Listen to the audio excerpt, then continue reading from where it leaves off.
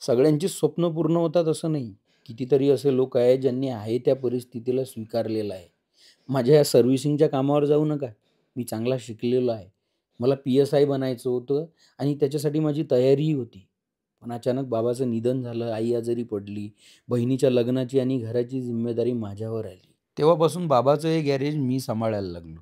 माझे जवळ सगळे मित्र सेटल झाले. कोणी बँक मॅनेजर झालं, कोणी मोठ्या पदावर लागलो. त्यांच्यासाठी आनंद तर होतोच, पण मग येतो स्वतःचा विचार. वाटतं मला पण, की मी स्वतःचा विचार करायला पाहिजे होता. माझे स्वप्न पूर्ण करायला पाहिजे होती आणि मग येतो आईचा आणि बहिणीचा विचार. जगाच्या नजरेत जरी मी सक्सेस झालो असतो, पण एक भाऊ म्हणून आणि मुलगा म्हणून तर मी फेल झालो असतो. माझ्यासारखी कितीतरी मुलं असतील ना, ज्यांनी परिवारासाठी आपले स्वप्न मारून टाकले असतील. त्यातलाच मी एक. हे मी स्वीकारून आता पुढे जाण्याचा प्रयत्न करतोय. आणि ते म्हणतात ना, कठीण पेपर नेहमी हुशार विद्यार्थ्यांनाच मिळतो. तर हा आयुष्याचा पेपर आता मला पूर्ण सांभाळावाच लागेल ना.